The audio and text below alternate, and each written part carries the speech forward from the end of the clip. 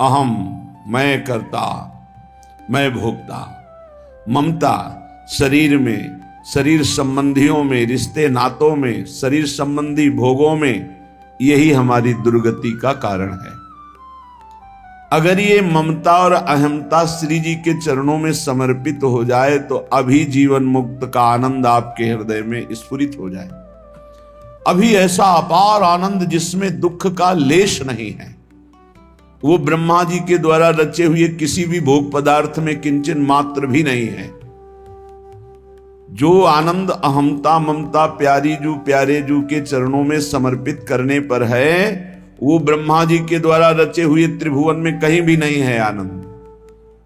हे प्यारी जू, हमारी अहमता शरीर में हो गई है। मैं स्त्री हूं, मैं पुरुष हूं, मैं गोरा हूं, मैं बुद्धिमान हूं, मैं जवान हूं, मैं धनवान हूं, कुलवान हूं। लाडली और नातों में ममता हो गई।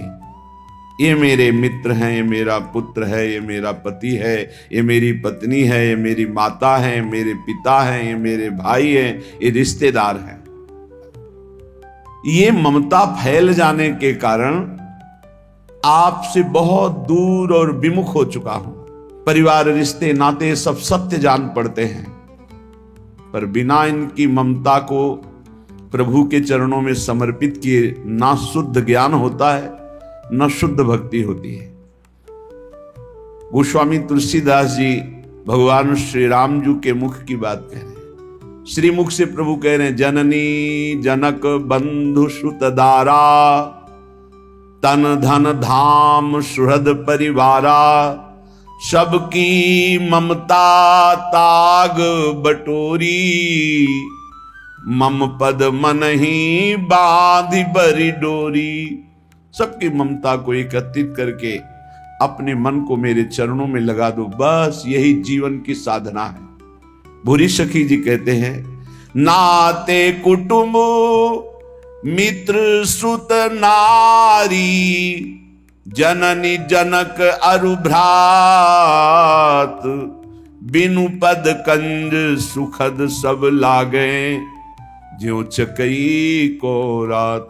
क्या चकई को रात में कभी सुख मिल सकता है? क्यों? क्योंकि मिलन नहीं होता उसका। तो बोले, क्या जननी जनक बंधु सुतदारा भवन सुहृद परिवार, इसमें कभी किसी को सुख मिल सकता है? ये सुखद लग सकता है? नहीं, ये दुख प्रदान करने वाला है।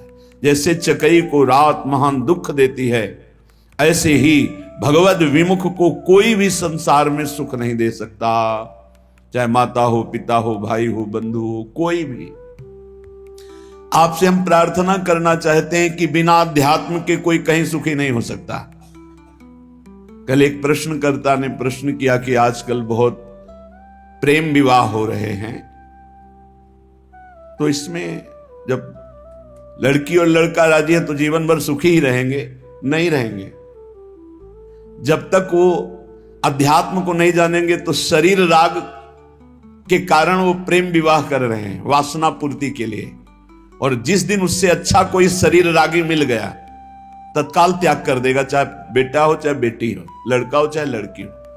और ये शरीर प्रतिक्षण नाश को प्राप्त हो रहे हैं। इनकी सुंदरता, इनका बल, इनका भाव प्रतिक्षण पतन की तरफ जा रहा है। जो तत्व से प्रेम करता है उसका प्रेम बढ़ता जाता है, जो शरीर से प्रेम करता है उसका प्रेम क्षीण होता जाता है। किसी को भी देखो, देखते देखते वैराग्य हो जाएगा। क्यों? वो प्रतिक्षण नाशवान है और प्रभु प्रतिक्षण वर्धमान रूप है। इसलिए जिनको अध्यात्म का ज्ञान नहीं हो, चाहे प्रेम विवाह करें, चाहे धर्मपूर्वक विवाह करें, चाहे जैसे जीवन जीना चाहें, कभी शांति नहीं प्राप्त हो सकती। सब गुण मिल गए, धर्मयुक्त गोत्र के विपरीत भाव भी मिल गए, सब भाव मिल गए, सुंदर भाव मिल गया, लेकिन अध्यात्म का ज्ञान नहीं तो काम क्रोध लोभ मोह मद मत्सर ये विकार दुर्गति कर देंगे, कोई प्रेम शाश्वत की प्राप्ति नहीं करा देंगे। अध्यात्म के बिना गोस्वामी तुलसीदास जी महाराज कह रहे हैं कि वो मरा हुआ व्यक्ति है। जिन हरि भगति हृदय नहीं आनी, जीवित सब समान तेई प्राणी। जिंदा व मुर्दा टहल रहा है, ना उसमें देवी संपदा है, ना भगवत भाव है। कैसे कैसे तुम्हें खेल बताएं, संसार में रहते हो देख रहे हो क्या क्या खेल हो रहे हैं। बिना भगवान के मार्ग का अनुसरण किए कभी भी कोई कहीं भी सुखी नहीं हो सकता, शांत नहीं हो सकता, चाहे जो दुनिया के नाटक कर लो।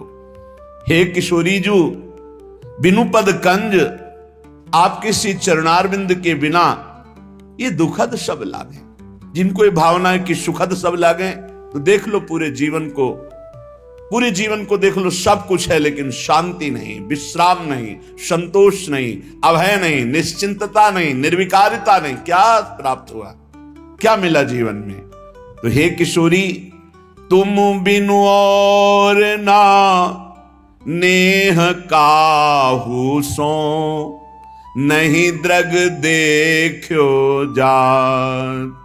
भरी भरी नैनन नीर बहावो, भरी भरी नैनन नीर बहावो, सोचत दिवस बितात लाडली, तुम सो कहत हृदय की बात।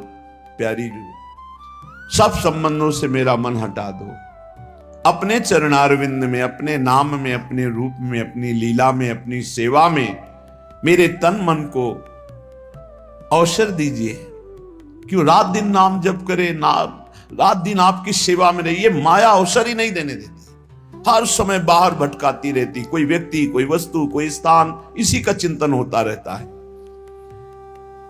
कभी ऐसी कृपा करो मेरी स्वामिनी कि और किसी को देखने की इच्छा ना हो और मन किसी को सोचे ना, बस सोच सोच करके रात दिन आपके लिए ही आंसू बहाए। कब मिलेंगी मेरी श्यामा जू, कब मिलेंगे मेरे प्यारे जू। इतनी करहु कृपा अलबेली, तन मन अति अकुलात। भोरी भाग अभाग लाडली, एक तिहारे हाथ।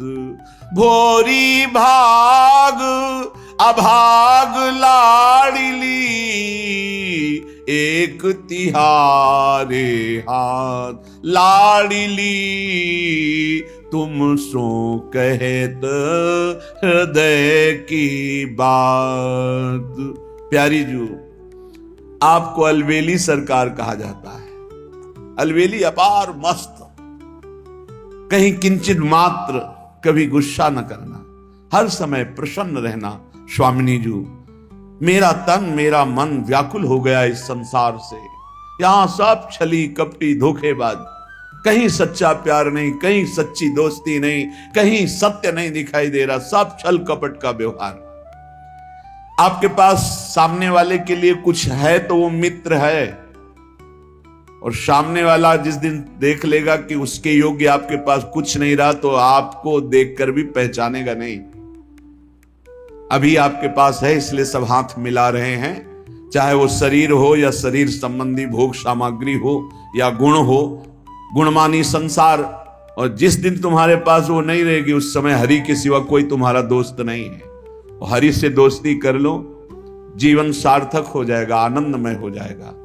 हरि कृपा करेंगे तब प्रियाजू के नाम रूप में प्रेम होता है। हरि के हृदय का प्रेम धन ही प्रियाजू है। हे कृपामयी अलवेली सरकार, मेरा भाग्य और अभाग्य आपके हाथ में है। आप चाहो तो भाग्यवान बना दो, और आप कृपा ना करोगे तो अभागी तो है ही। हे लाडली, बस एक ही कृपा चाहते हैं, कहीं किसी से मन हमारा संबंध न रखे, एकमात्र आपके संबंध में डूब जाए। वो आपका नाम का संबंध, रूप का संबंध, धाम का संबंध, लीला का संबंध। अन्य संबंध ही दुर्गति कराने वाला है, अन्य संबंध ही जन्म मरण के चक्र में फंसाने वाला है। श्रीपाद प्रबोधानंद जी महाराज प्रियाजू के निज महल की अपार निष्ठा वाले महापुरुष है, धाम निष्ठ। वो कह रहे हैं कैसा है धाम? बोले उच्चा वचा विगणित ब्रह्मांडावली मंडिताम, त्रिगुणाम प्रकृतिम तीर्थवा जड़ दुखा नृतात्मिकाम, अपारावार विस्तार में कमानंद सागरम, स्वप्रकाशम महास्वच्छम ज्योति रूपम परम पदम।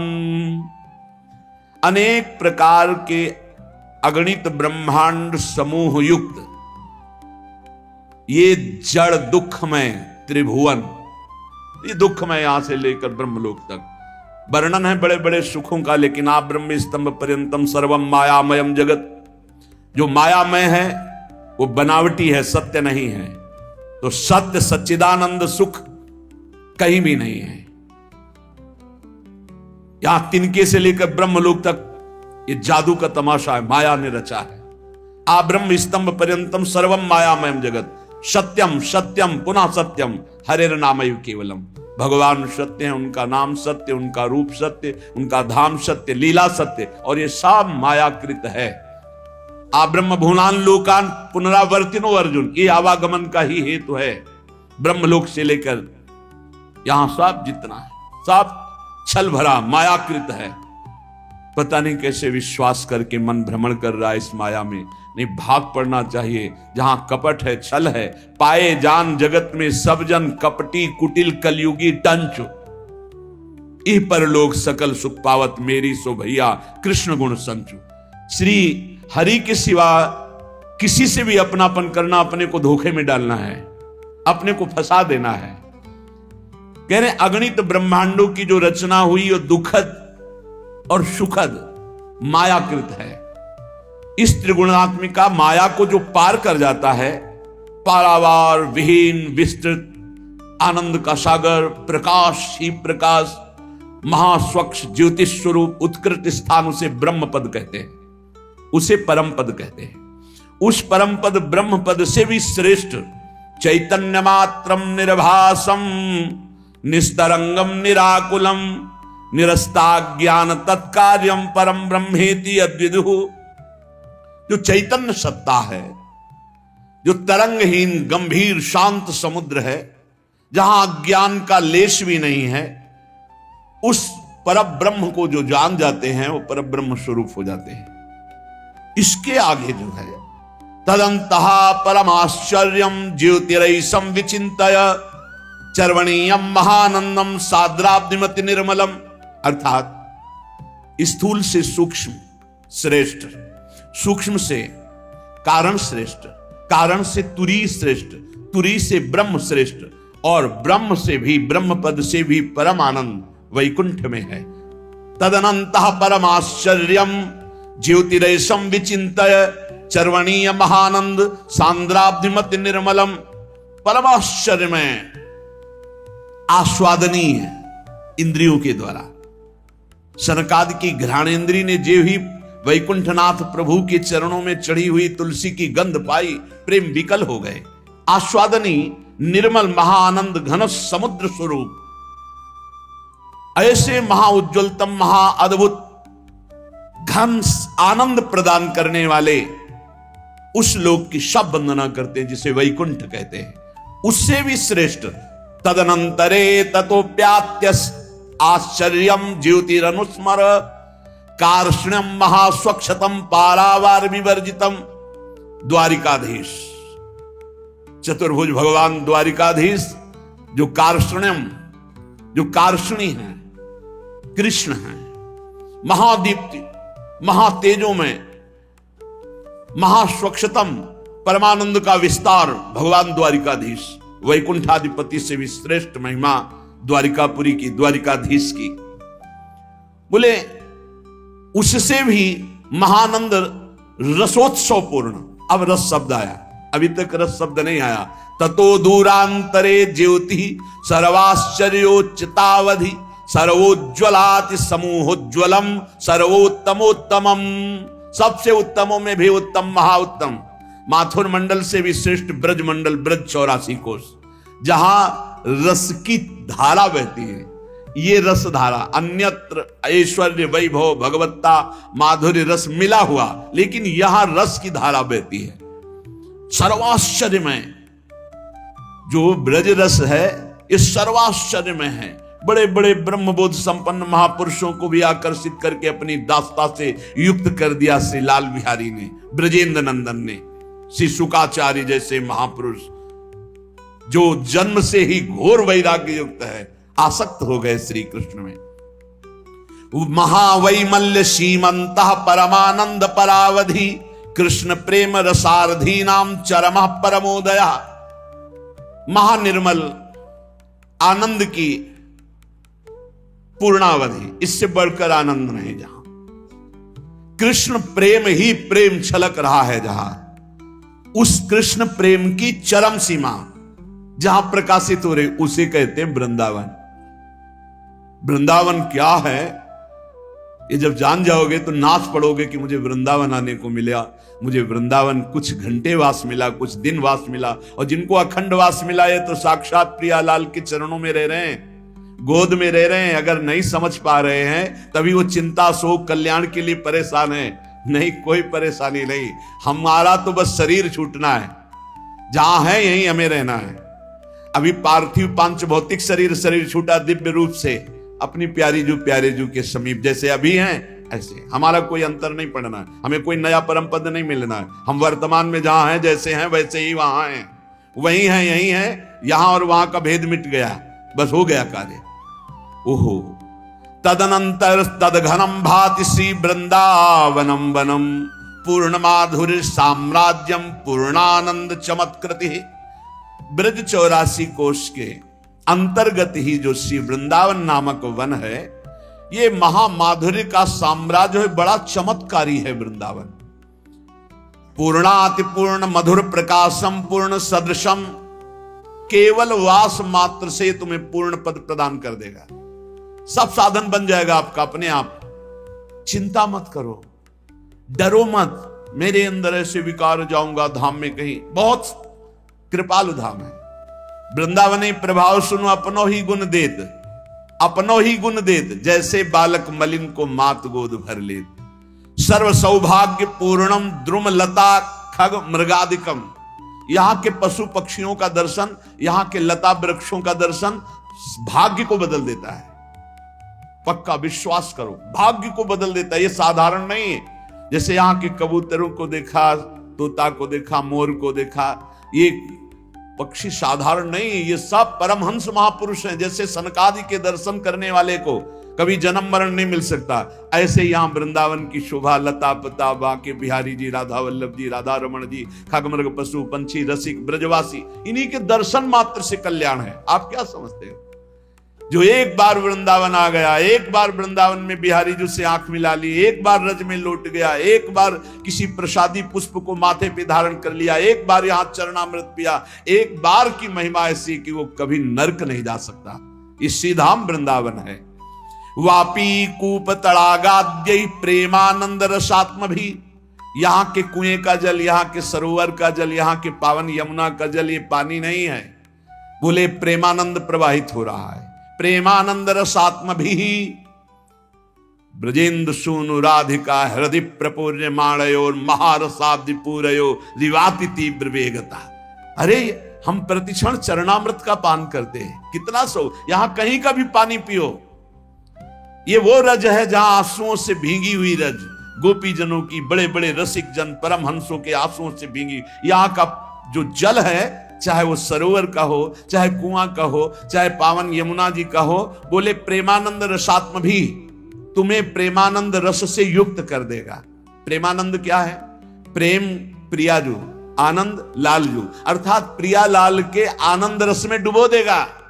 प्रेमानंद का मतलब है युगल सरकार, प्रेम लाडली जू, आनंद लालजू, प्रेमानंद अर्थात लाडली लाल। रसात्म भी उनके रस में डुबो देगा। जो यहाँ के कुआं का जल पीता है, यहाँ आचमन करता है कुंडों के जल का, यमुना जी का अवगाहन करता है, ये परम अमृत है। बाहरी बातें मत देखो, ये माया दिखा करके अश्रद्धा पैदा करवा, अरे यहाँ तो पास से ही ऐसा ऐसा, और देखो कैसा कुंड का हरा हरा जल हो रहा है। अरे चुपचाप आचमन करो, अवगाहन करो, स्नान करो, फिर देखो आपका कैसा अनुभव होता है। बड़े सिद्ध कुंड हैं ये, बड़े सिद्ध सरोवर हैं ये, बड़ी सिद्ध पावन भूमि, प्रेम भूमि है। श्रीपाद प्रबोधानंद जी महाराज कह रहे, दिव्य कांचन चिद्रत्न स्थली भिरति भास्वरम ज्योतिर्मयी लता वृक्षैर नित्योद्यत पुष्प पल्लवई।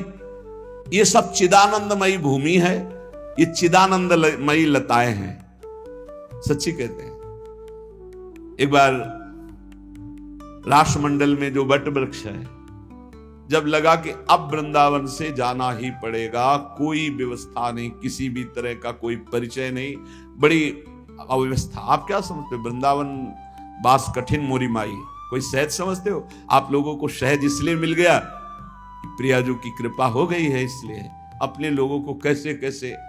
तो हमें नहीं पता था कि वट वृक्ष में सेवक जी का वास है। गले से लगा के रोए और प्रार्थना की, मुझे वृंदावन वास दे दो। सब विधान बन गया, सब विधान स्वामिनी जी ने बना दिया।